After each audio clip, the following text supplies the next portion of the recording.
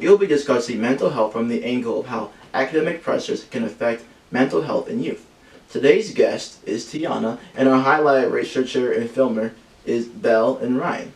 I am Donovan, and my fellow co-hosts are Skylar and Alex, and we are all very excited to speak on this issue and sincerely hope to take something away from our latest episode, how academic pressures can impact mental health in youth. Yeah. Well, this is a very passionate a lot of topic. First, we would like to start off by saying that it has been found that 85% of students said that they felt overwhelmed with everything they had to do, which left them mentally exhausted. I can attest to this. What do you guys feel? I'm very intrigued. Because we all go to different schools.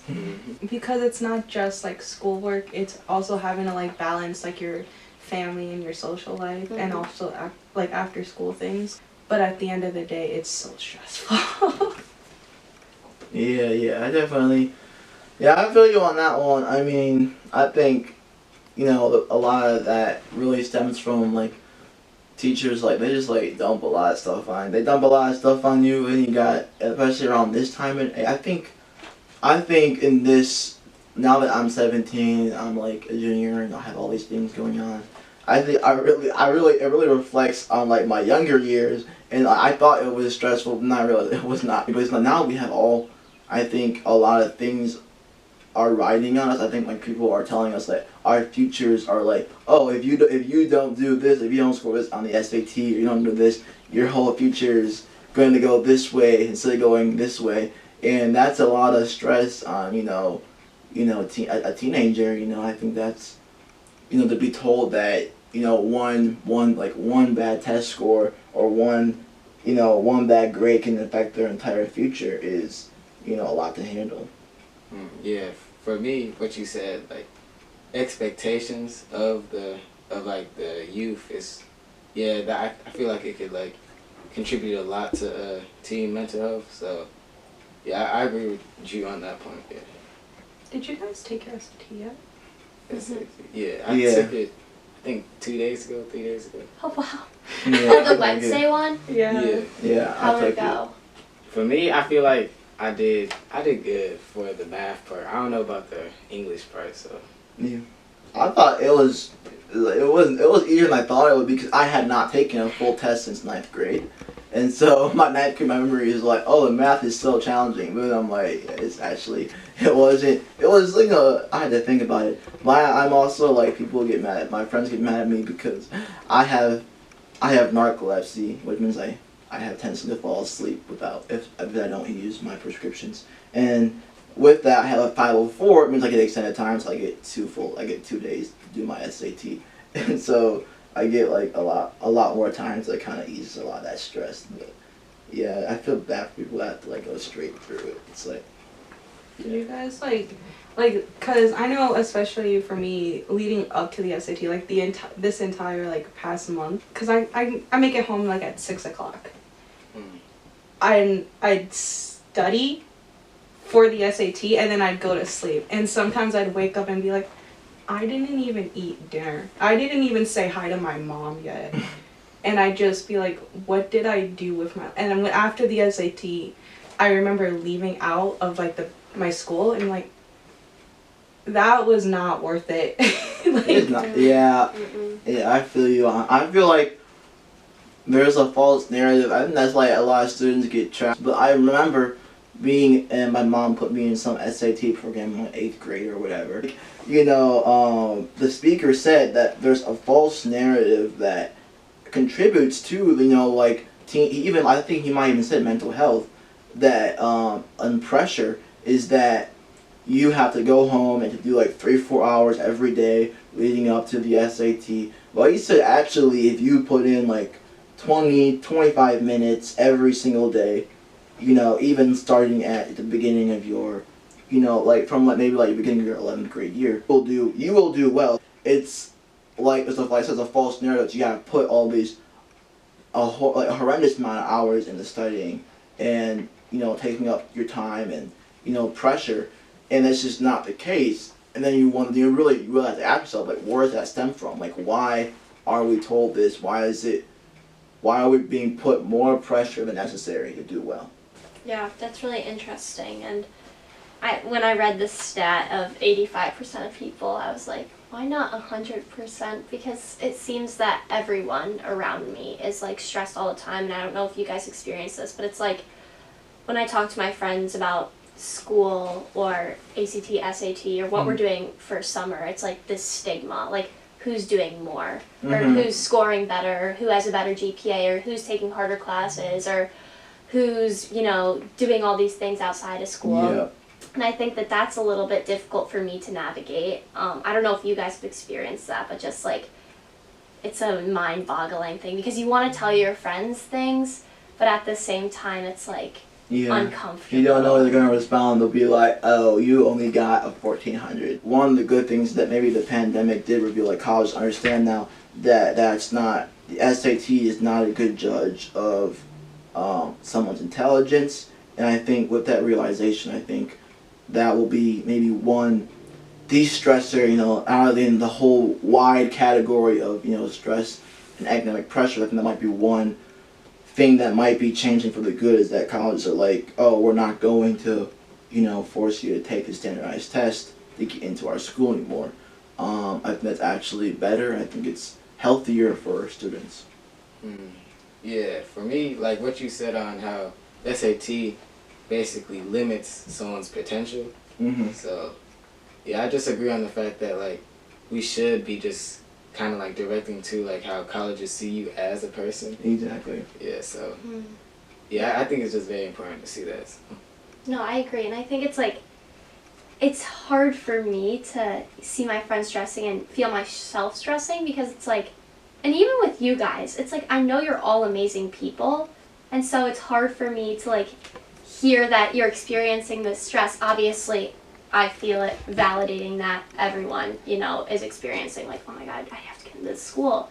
But it's like, it's so one-sided sometimes. Like it feels like it's like black and white, you know, sometimes we talk about, oh, well, it's just this one-sided, or they're only seeing these things. Like with standardized testing, I think it's hard because they are trying to like put us on this pedestal and make sure we all score the same thing. But in reality, that's not it. Like people have 504s. People have different things. People have testing anxiety. People, you know, don't like taking those tests, but they may know those things, and that's not, I don't think, a reflection of your IQ. It's all very hard for me to kind of embrace because I also think that people that do better on the SAT and ACT are from like higher socioeconomic statuses because they get to do tutoring, they get to do, you know, all these extensive like lesson programs, and that doesn't make it like an equitable process. No. So yeah, it's not that fun, but yeah. How are you guys feeling about college right now? I'm intrigued. Yeah, for me, like what Donovan said, he wants to go to U of M. I want to go to U of M too, and what they've been telling me is like you need to score like a good score on the SAT to apply for it. It would help, but it's a little hard because like we gotta balance out the SAT and your daily life. So I think just since it relates, I think going to your counselor it will save a lot of hassle. I think, and relieve a lot of academic pressure. Even if you might be, I don't have the best counselor. Well, you know they know some things, and they're gonna if you ask the right questions, they will, you know, assist you.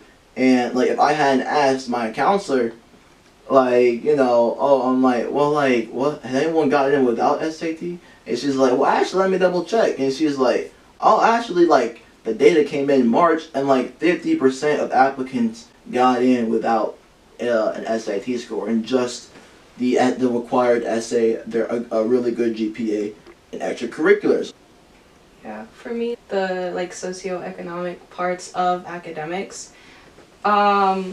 especially because like I do agree with what Skylar is saying, and I think in general, especially like the people around me, like we all want to like work hard because like our school is like, well, you need to work hard to get out of here. You need to like do good to move, and we're like, and they're putting like so much pressure, especially on us right now, like with like how like our economics and our world is changing, that if we don't start like working hard, we're not ever gonna get anywhere. And the thing is, like, we all work hard. Like, I see like a lot of my friends and even people I don't know, like, we're all working hard, but they continue to tell us it's not enough. And like, especially with college, because a lot of like kids on my school on their own can't really afford college. They're telling us, well, if you just worked harder, it'd come to you. And everyone's taking that and it's like, then I have to work like 60 times more harder. And it's like, they're sacrificing like their own well-being Yes. for what our school like wants us to do, like what everyone around us thinks. They're like, well, you're only here because you didn't work hard enough to be there. Yeah. So start working harder and you'll get there. Yeah, and you bring up a good point, and I think like the transition to like a different point of perspective. I think that idea of working hard and what is that? I think that's a big factor of academic pressure and mental health. You know, I've seen it go both ways, where I've seen people who are working hard be told they're not working hard enough, and then they're saying, this is affecting my mental health, I'm feeling overwhelmed and pressured. But I've also seen people who maybe come from privileged backgrounds, or maybe just don't want to work hard at all, and regardless of where they're coming from, don't want to work at all. But then when the time comes, the junior year comes, and everything's piling up on them, then they're like surprised that they have to actually put work in to get where they want to go, and they're feeling overwhelmed, not because they were working hard, but because they were not working hard. And I've seen that, especially, too many students at my own school. Other side of that is, as Tiana pointed out, you're already working hard, but then you're being told you're not working hard enough, and there's two sides. So like, I'm kind of like stumped on like, how do we solve this like barrier or like this like limit on like students? Like, what is the solution to this? Like, how do we get around like society pressures? I think that's a good question, because I think that, a lot of our stress is individual and it comes from a lot of different places. Like, some of us may have stress from our parents, or some of us may, like Tiana was speaking to, have that narrative that we're trying to get out of somewhere, or, surpass the limits we've been told that, like we've been put in our whole life. Or it just may be society. And I think that, with society, it's that success factor. It's like, oh, well, you're trying to get into the best school you can. You're competing against all your peers so that you can be successful and so that you can make lots of money or whatever, like have power. And for me, kind of navigating that, and also like the college process, I think I've just like tried to take a step back and realize, if that school doesn't want me, then it's their loss. And that's like hard for me to say right now, because I feel like that's not right. Yeah. But like talking to my friends, like Alex, if you didn't get into a school, which I know you're gonna get into Michigan, but if you didn't, I'd be like, Alex, that's their loss. They don't know who you are as a person. You are so much more than what your application was, what your GPA was, what your extracurriculars were. And I hope you know that, and I know that you can cultivate change wherever you go, and that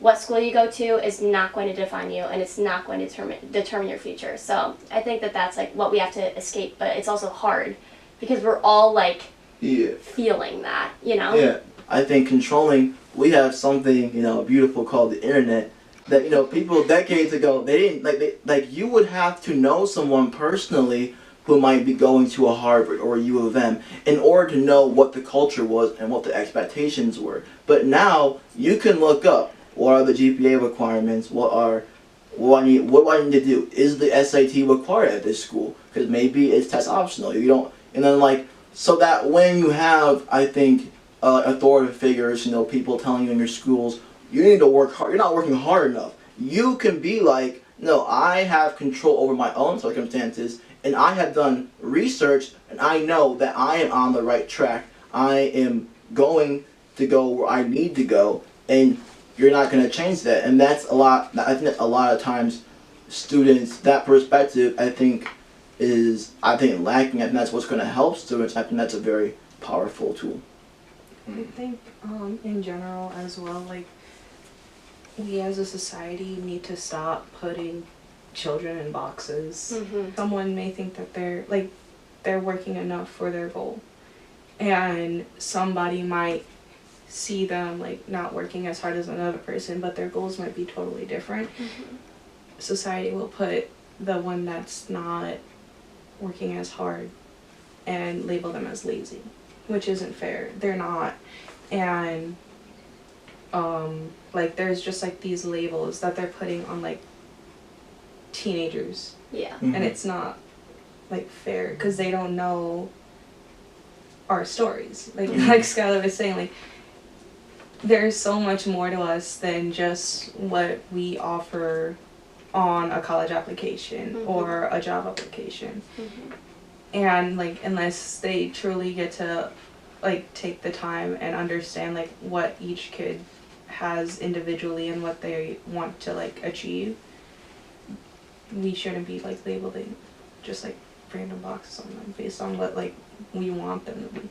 Yes. Yeah, and I think that's really important. I mean, I've seen that, like, firsthand. I've seen someone who wants to become a doctor or a mathematician, and the other kid wants to go to a trade school and be a blacksmith, and because he's, getting C's on tests and might not be the most, like, the student always raising their hand and stuff like that, and like, the teacher's like, oh, he's not a good student, he's just being lazy. And then I asked him once, like, you gonna like why don't you just and then like he said, I'm not gonna take that. He says, he told me like, oh Donovan, I know what I want to do, and I actually respected his vision because I think he was only in like 10th grade and I'm a 9th grader, and he's like, oh Donovan, I know I want to be a blacksmith and that's what I want to do, and so I know I'm not gonna overstress myself. I know I need to get a C in this class, just so I know the bare minimum to be a successful blacksmith.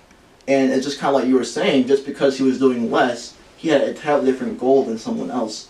And that kind of like proves your point that we need to respect that. And so I think another solution, because I think we're on the topic of solution, another solution I think for anyone that's like in a position of authority or someone who's watching this, be like, know your goals, know your purpose, and then don't try to down anyone who has a different goal than you. Mm-hmm. And Yeah, I agree. And everything that you said, Tiana, I agree with. And just snaps for that. I was doing snaps in the corner because, like, it's so true. You never know what people are going through, and colleges never know, jobs never know. And I think that that's something that we all have to recognize, and kind of what you were talking about, Donovan, like on the solution side.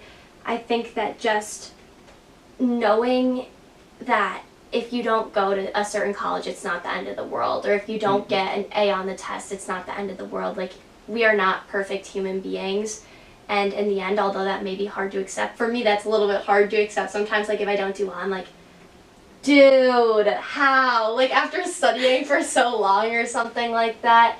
But like, also on that same page, if you're getting pressure from your parents, it's like, it's a little bit difficult because you want to please them and you want to be there and you want to make sure they're proud.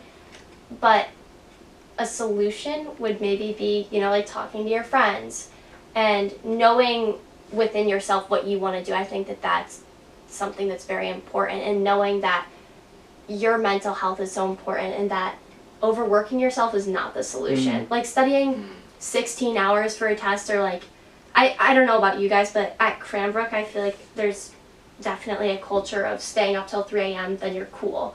Like, that sounds weird, but it's like people are like, guys, I studied literally until 3 a.m. last night. I'm so tired and I'm so worried I'm gonna flunk this test. It's not cool, but it's like, whoa, am I doing enough? Then you're like scared. You're like, I didn't study for 12 hours last night. Am I going to fail this test? So I think just like giving yourself a little bit of perspective in that sense, and like realizing that, what you're doing is going to work out in the end. like the blacksmith, you know? Yeah. He's going to be a great blacksmith one day, and that's Exactly. amazing for him. And like Exactly. speaking to what you're saying, he tries to Yeah. come up against you. People respect like vision, and so and then you'll actually have your own like self-respect and self, you'll love yourself more when you figure out, at least broadly speaking, that's obviously nothing's concrete, but if you like, oh, I don't know exactly what I'm gonna do, but it's gonna be somewhere in sciences, you know, or I don't know, like, you know, maybe the blacksmith, I don't know his family situation, but maybe his family comes a family of doctors, and then, you know, I think maybe they respect the fact that he knows what he wants to do. And I think a lot of times parents, even if they're harsh on you, they want you to go a certain way. If you are firm in that you know what you're good at, and you show, oh, I'm really good at art, I'm really good at, like, you know, hand stuff, and you say, this is what I'm going to do with my life. They usually, it might be, you know, there might be a little, you know, especially if there's like a culture of a certain degree or a certain like college, might be a little slow to it, but eventually they'll respect your vision. And people respect visions in general, especially young people. And, you know, you'll be the better for it, and I think that will ultimately help you in your mental health as well. So. Yeah, so yeah, on that aspect, I feel like motivation is like a big key to like keeping us going. So, and I watched a video yesterday where I listened to it that we all have something like to contribute. We all have like great ideas for the world, but we don't act on it.